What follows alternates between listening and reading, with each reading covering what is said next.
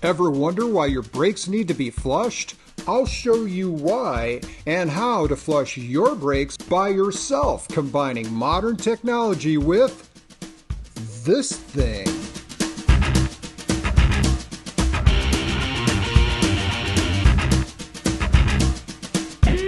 Hola! I'm Mike, the backyard mechanic, and this is my car.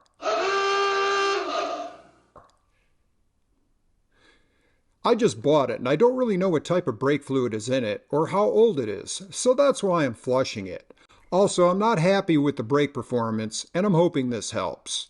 Before showing how to flush a brake system, let's get a better understanding of why we are doing it by seeing a simple animation of how brakes work.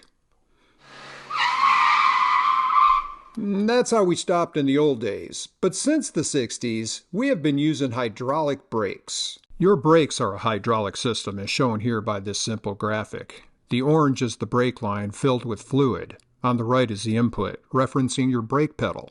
On the left is the output, representing your brake piston within your calipers or drums. Brake fluid is a hydraulic fluid which is incompressible. Therefore, when applying force to the input, that force will be transferred to the output. In this example, the input and the output are the same area, so the same force is applied. If you apply 10 pounds of force to the input, there will be 10 pounds transferred to the output. In this scenario, the output is 3 times larger than the input. When the input force is applied, the output has 3 times the force, although it travels 1/3 the distance. That's how a simple system works under perfect conditions. What if there is air in the lines? Brake fluid is incompressible, as all fluids are, but air, like all gases, is compressible. We see here that our input needs to travel a certain distance in order to compress the air before it can start moving the fluid and then the piston. As you can see, a certain distance is lost. This demonstrates why your brake pedal can feel soft. Just for grins, I was wondering if I could use this system to lift my car. Yes! Air can get into your system a few ways. It could be bad maintenance and the brakes weren't bled correctly, or if the brake pads are worn out, the caliper pistons travel further, which can suck in air through the piston seals and also cause a low master cylinder fluid level. Brake fluids absorb moisture from the air. Even a perfectly working system will absorb some water over time through the master cylinder, tiny leaks, or rubber hoses. What is with the second camera angle? Is it to show the junk on my shelves? I didn't clean that up. Is it to give a behind the scenes feeling? I don't understand. That's not even my good side. No, this should not be here. We're going to go with just one camera and it's going. You don't need 2 cameras for a cut. You just zoom in a little, or a lot. Or zoom to the side, or the other side, or do this, or this, or this. Water has a lower boiling point, where it turns to steam. The braking system ultimately compresses the steam, separating the air from the water, and before you know it, you have pockets of air in your brake lines. Air is like stupid. Water can also corrode the metal parts. The fluid will pick up corrosion, metal, and rubber bits, making it dirty and less effective. Water is evil. If it corrodes metal parts, and we drink that stuff. That is why it's recommended to flush your system about every 2 years. Yes, I made that joke. I guarantee half of you laughed. Well, I know one of you laughed. Let's flush us some brake fluid. The Turkey Baster originated from an ancient Roman device as one of the tools they used in their baths. This was known as the Bastardius, like what my wife calls me. To flush the brakes, what we need to do is suck the old fluid out of the master cylinder.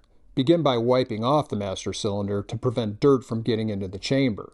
Surround the area with rags or paper towels. This can get messy and you don't want brake fluid to get on any parts or paint. Gloves are a good idea. Put your drain pan nearby and suck the fluid out with your Bastardius and squirt it into the drain pan. Repeat until the chamber is as empty as you can get it. Fill the master cylinder with fresh fluid and replace the cap. Next, we need to get the dirty fluid out of the lines by bleeding the system. I'm using this self-bleeder kit, which you can get from Amazon for $5. But there are a few different ways you can flush the system yourself. You can use a plastic hose and an empty soda bottle, or instead of pushing the fluid out, you can suck it out using a brake vacuum kit like this one from Harbor Freight. It has decent reviews, including this one that says it has a really sharp blade, or this guy that says it's very good but he hasn't used it. I'm not sure what hydroponics is. I think it's a reading technique? I can't say I'm hooked on ponics. Put the vehicle on jack stands and remove those sweet, sweet wheels. Release the emergency brake so the back will function. Begin at the corner furthest from the driver and proceed in order toward the driver.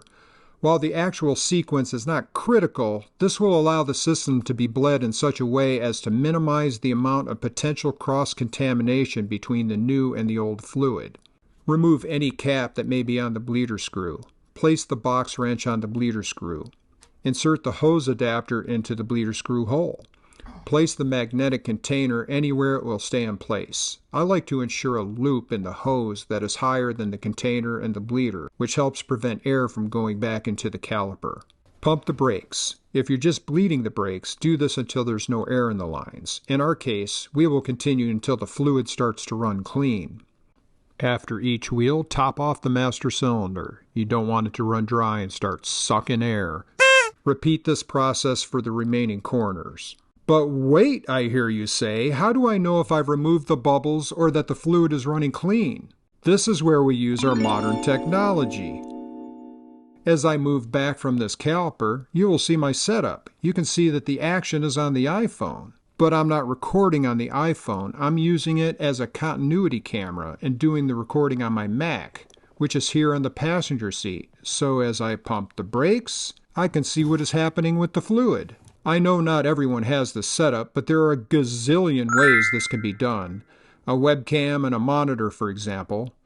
To finish up, make sure your brake pedal is solid, put your bleeder caps back on, do the wheels, those sweet, sweet wheels, drop the car, torque the wheels, so sweet, and go.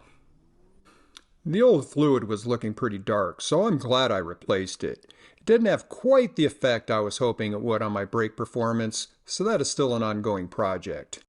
If you liked the simple hydraulics animation I did earlier in this video, that was done by Industrial Light and Magic, and it cost me $50,000.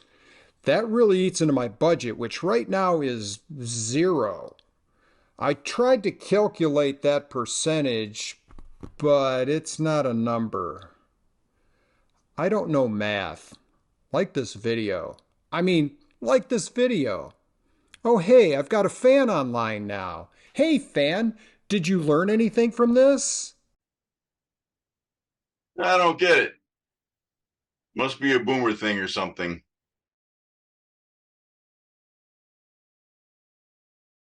Thanks, fan.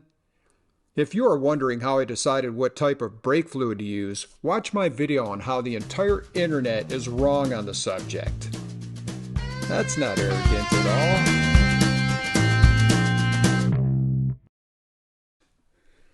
Let's flush us some brake fluid.